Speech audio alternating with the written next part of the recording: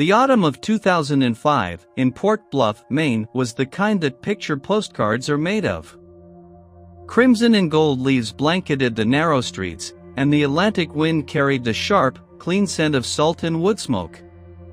It was a town of 3,000 souls, where everyone knew everyone else's name, their business, and their family history for 3 generations back. It was, by all accounts, a safe place. A place where you could still leave your doors unlocked. That's what made the disappearance of Sarah Kincaid so unsettling. It wasn't just a missing person case, it was a crack in the town's very identity. Sarah was 22, a familiar face to anyone who'd ever grabbed a coffee at the Harbor Diner, where she worked the breakfast shift. She was known for her quick, easy smile and the way she remembered everyone's usual order. When she failed to show up for work on a crisp Tuesday morning, her manager, Linda, simply assumed she was sick. But when she didn't answer her phone, and her small apartment above a bookstore remained dark and locked, a quiet concern began to spread through the community. Linda's call to the police was less a report of a crime and more a request for a wellness check, a formality. After all, this was Port Bluff. Nothing bad ever really happened here. Chief William Briggs of the Port Bluff Police Department was a man who valued order above all else. A heavy-set man in his late 50s, he had been the chief for so long that he had become synonymous with the town's law and order. He saw his job as keeping the peace, which often meant managing minor disputes, lost pets, and the occasional drunk and disorderly on a Saturday night. A missing person case was outside his usual scope, and his initial reaction was one of weary skepticism. "She's 22 years old," he told Linda, his voice carrying the weight of small-town authority. "Kids that age, they get restless. Probably went to visit friends in Boston. She'll call her mother in a week." He had known Sarah's mother, Eleanor, for years. A quiet, private woman who worked as a librarian. He couldn't imagine her causing any trouble. Following procedure, he filed the initial report and made a few cursory inquiries. He spoke to a few of the regulars at the diner, who shrugged and said they hadn't noticed anything unusual. He made a half-hearted attempt to call Sarah's cell phone, which went straight to voicemail. Within 48 hours, the case was quietly placed on the back burner, officially classified as a voluntary missing person, a young woman who had likely chosen to leave her old life behind. For Chief Briggs, the matter was essentially closed. But for Eleanor Kincaid, the silence was a torment far worse than any answer, and she knew, with the unshakable certainty of a mother's instinct, that her daughter would never just disappear without a word. Eleanor Kincaid was a woman built of quiet strength. A lifetime of organizing dusty shelves and recommending novels to townsfolk had given her a patient, observant nature. But patience had its limits, and it shattered completely in the face of her daughter's disappearance. The official inaction was a slow poison. She saw the pitying glances at the grocery store, heard the whispers that faded as she passed, probably for the best, always was a bit independent, these things happen.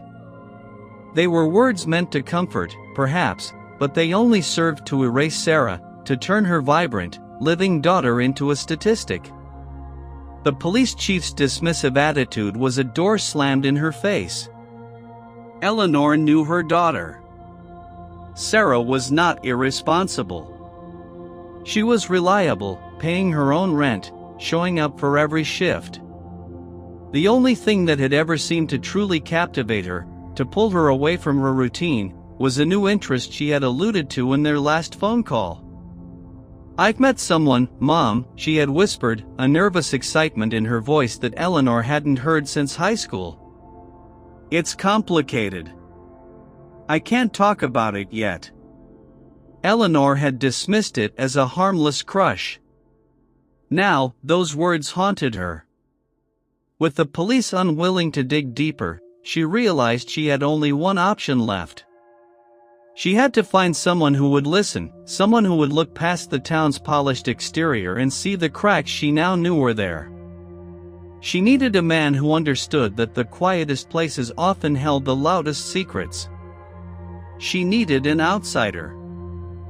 Mark Holloway didn't fit the Port Bluff aesthetic. A former detective from the Boston Police Department, he carried the city with him in the weary set of his shoulders and the cautious way his eyes scanned a room. He had moved to a cabin on the outskirts of town a year ago, seeking the quiet he thought he needed after a career of high-pressure cases. He spent his days repairing his fishing boat and his nights reading, the silence a welcome change from the constant activity of the city. He wasn't looking for work. In fact, he'd told himself he was done with it. So when Sarah Kincaid knocked on his door one blustery October afternoon, his first instinct was to politely decline. She was a small woman, wrapped in a thick cardigan, her face pale but her eyes holding a desperate, unwavering focus that he recognized immediately. It was the look of someone with nothing left to lose. She didn't plead or cry. She simply laid the facts on the small wooden table on his porch. The date of Sarah's disappearance. The police report. The unanswered phone calls. And finally, she placed a small, leather-bound book in front of him. It was Sarah's journal. "They didn't even ask for this," she said, her voice steady. "The police. They didn't want to see it. They already decided what happened." Holloway looked from the journal to the woman's face. He knew the feeling of a case being closed too quickly. He could walk away. He had earned the right to walk away. But as he looked out at the calm, picturesque harbor, he understood that some silences are more troubling than any city street. He picked up the journal. That night, Holloway sat in his cabin with a cup of coffee and Sarah Kincaid's journal. The early entries were mundane, complaints about a rude customer, excitement about a new book she was reading, the simple poetry of small-town life. But as he flipped through the pages, the tone began to shift. The handwriting grew more rushed, the sentences shorter. He came in again today. Sat in the back corner. Ordered black coffee, didn't touch it. Just seemed thoughtful. We started talking. He's different from anyone I've met here. Holloway took a slow sip of his coffee. There was no name, just a pronoun. He. Subsequent entries painted a picture of a developing friendship. Meetings at quiet places around town. Conversations that lasted for hours. He says we have to be careful. His life is complicated. He has responsibilities in town. People might not understand our friendship. I don't care about any of that. When we talk, I feel like he really listens. The journal was a chronicle of a meaningful connection, but as Holloway read on, a subtle shift began to emerge. He seemed worried today. More than usual. He mentioned a project, something about the old Thompson property. Said if it goes through, everything will change. He could finally be free of some burdens. I asked him what burdens, and he just got quiet and changed the subject. The final entry was dated the day before she vanished. It was short, written in the evening. We met at our special place. He told me he values our friendship more than anything. But I saw something in his eyes tonight. Concern. Not about us. About something else. He said he needs me to trust him, no matter what happens. I said I do. I hope everything works out for him. Holloway closed the journal. The girl wasn't flighty. She had become involved in something she didn't fully understand. And the man at the center of it all wasn't some drifter passing through. He was a man with responsibilities in town. Identifying Sarah's mysterious friend proved to be less difficult than Holloway had anticipated. Port Bluff was a small town, and its citizens with significant responsibilities were known to everyone. There was the bank manager, the owner of the largest fishing fleet, and the chairman of the town council. Holloway started by asking quiet questions, the kind that don't raise alarms. A mention of a man who liked his coffee black at the diner. A casual inquiry about who was involved in local development projects. The threads began to converge on one man, Arthur Phelps. Arthur Phelps was a prominent figure in Port Bluff. He was the owner of Phelps Construction, the company that had been responsible for many of the significant building projects in the county for the past 2 decades. He was the chairman of the town council, a deacon at the Congregational Church, and a man whose opinion was valued on many community decisions. He was in his late 40s, respected, and he moved through the town with the quiet confidence of someone who had earned his place. He was also, as Holloway quickly discovered, married to Margaret Phelps, whose family had long been part of the community. Theirs was a respected family in Port Bluff society. The idea of Arthur Phelps, a community leader, having a close friendship with a 22-year-old waitress was unexpected, but not necessarily improper on the surface. However, given Sarah's disappearance, it was a connection that demanded examination. Holloway now had a name for the man in Sarah's journal. His next step was to understand what the old Thompson property was, and why it seemed to be causing a man like Arthur Phelps such concern. The Thompson property was a prime, undeveloped stretch of coastline just north of town. For years, it had been a subject of discussion, a beautiful piece of land that some wanted preserved and others saw as an opportunity for development. The family that owned it had finally put it up for sale, and there was significant interest from multiple parties. Holloway spent days at the county recorder's office, reviewing property deeds and public records. The official story was straightforward. Phelps Construction was one of several companies interested in buying the land to build a new resort, a project that promised jobs and revenue for the struggling town. It was the kind of development Arthur Phelps was known for. But as Holloway looked closer, he noticed some irregularities. There were permits that had been processed quickly, zoning adjustments that had been approved by the town council that Phelps chaired. It was all technically within legal bounds, but it suggested a certain efficiency that benefited one bidder over others. He then looked into the other companies that had expressed interest. One, a smaller development firm from another state, had quietly withdrawn their offer a few months ago, citing changing priorities. Holloway made a few discreet calls to a former colleague who still worked in city planning. The colleague mentioned that sometimes companies pull out of projects when they realize the local competition has deeper connections and a better understanding of the community's needs. It wasn't illegal, it was just business. But it highlighted how influential a figure like Arthur Phelps could be. Holloway was beginning to understand that Arthur Phelps was not just a friendly mentor to Sarah. He was a man accustomed to getting his way, and he operated within a system that he understood better than anyone else. Feeling he had enough to warrant a conversation, Holloway decided to observe the situation more directly. He began spending time near the Phelps Construction office, a renovated shipyard building on the waterfront, simply to get a better sense of the daily operations. He watched the comings and goings, noted the employees, the clients. Phelps himself moved with a practiced professionalism, always greeting people warmly. On the third day of his observations, Holloway noticed something. A dark sedan, a model that didn't seem local, had been parked across the street for over an hour. The driver, a man in a plain jacket, wasn't reading or making calls. He was just sitting there, occasionally glancing in Holloway's direction.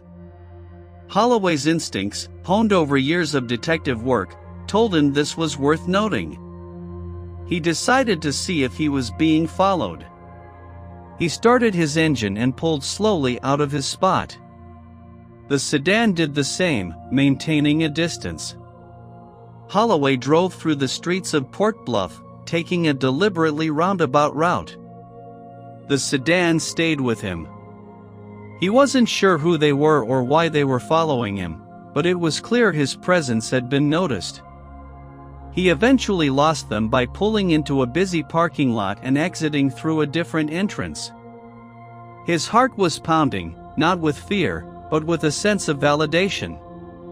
His quiet inquiry had drawn attention. Someone wanted to know who was asking questions about Arthur Phelps.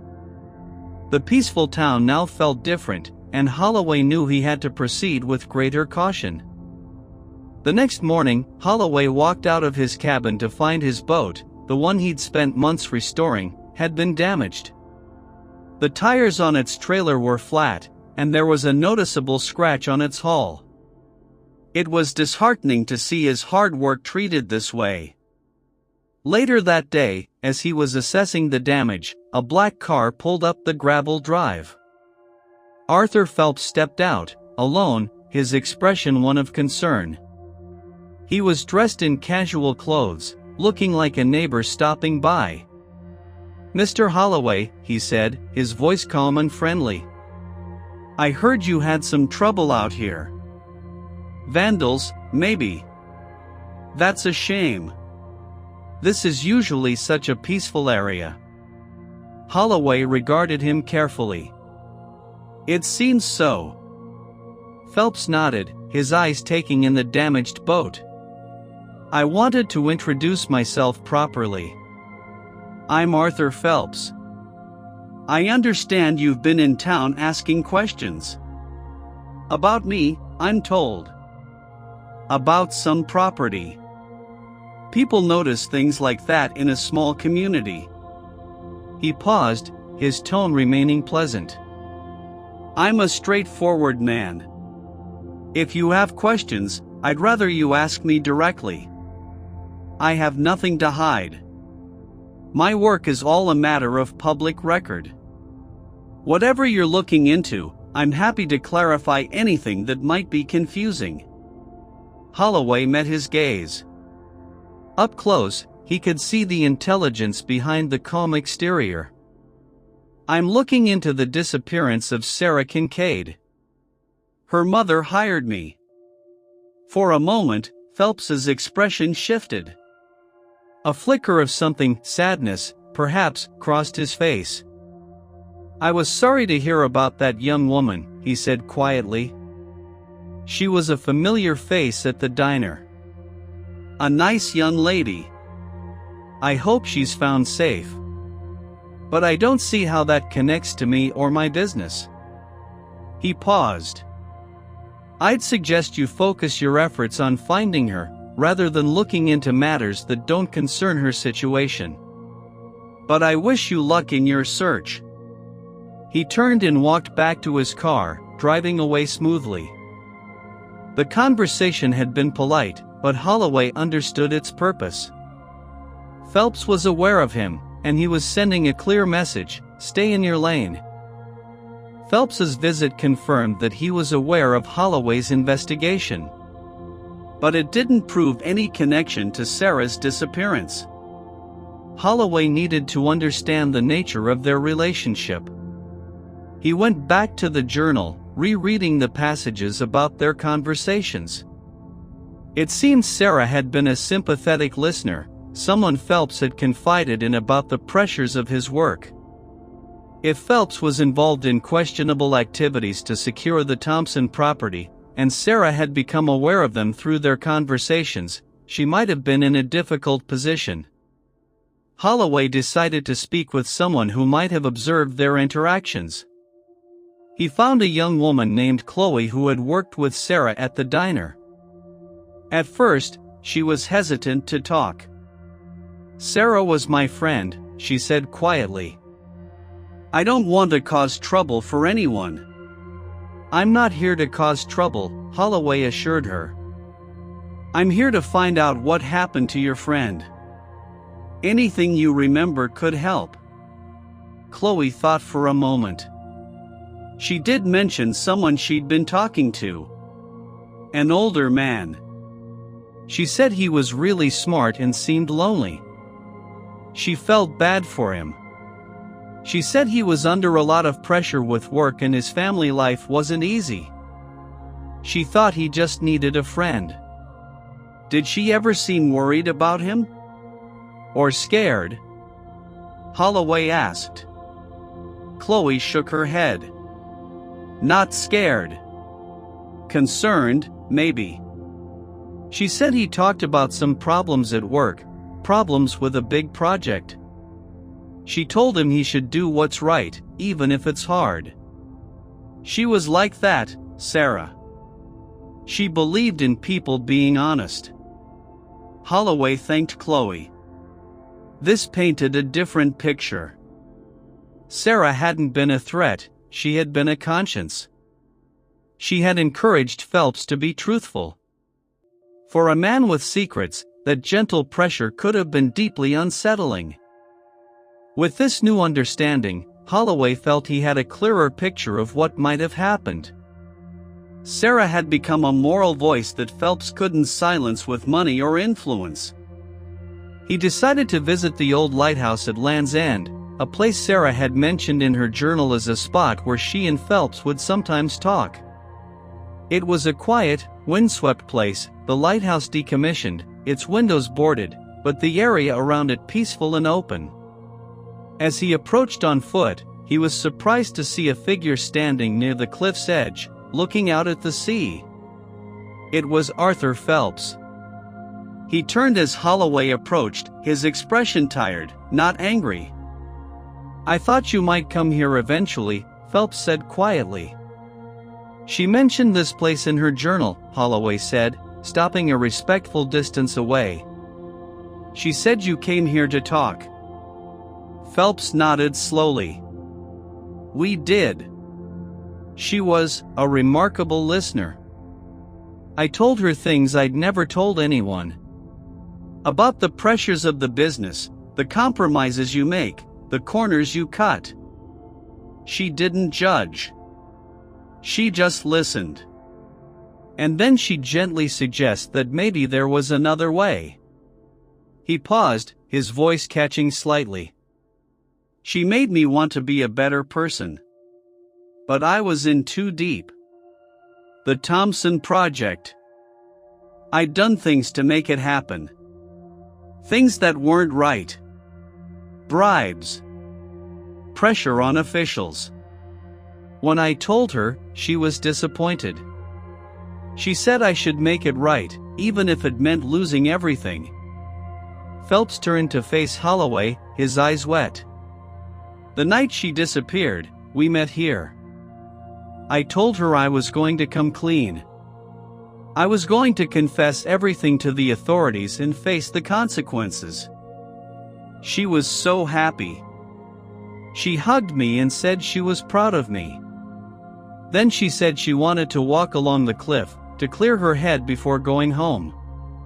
It was dark. The path near the edge, it's uneven. I heard a cry. By the time I got there, she was gone. I looked for her. I searched for hours. But the tide, it was so fast. Holloway stared at him, stunned. "An accident?" Phelps nodded, tears streaming down his face. "A terrible, tragic accident." And I panicked. I knew if I reported it, everything would come out. The bribes, the corruption. My family would be destroyed. The town would lose its largest employer. I convinced myself that silence was the kindest option for everyone. I've lived with that guilt every single day. He looked at Holloway, broken. I'm tired of carrying it. Holloway stood in silence, the wind whipping around them.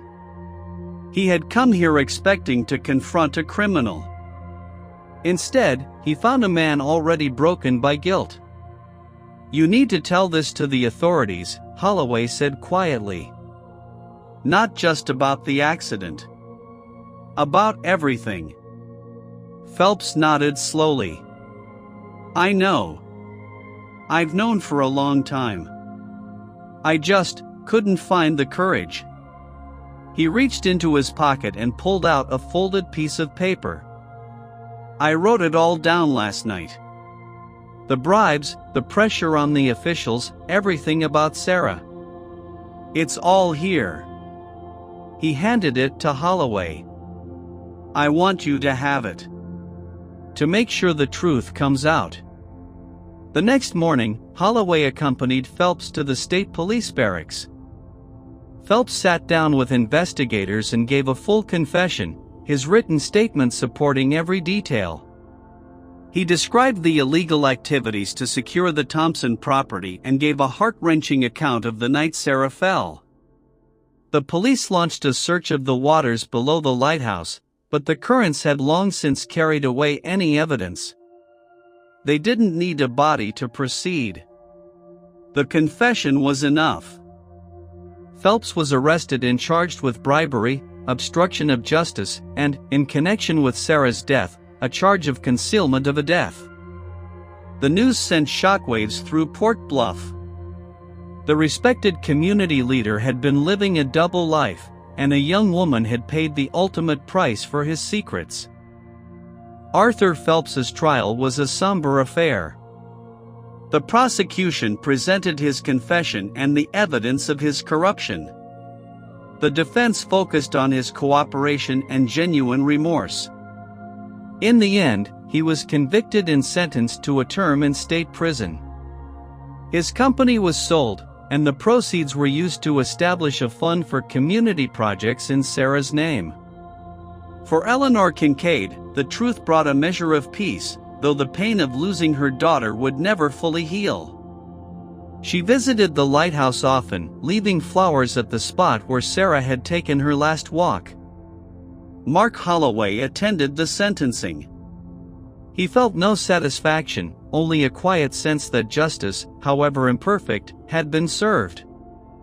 He had given a mother the answers she deserved and helped a guilty man find the courage to face his demons.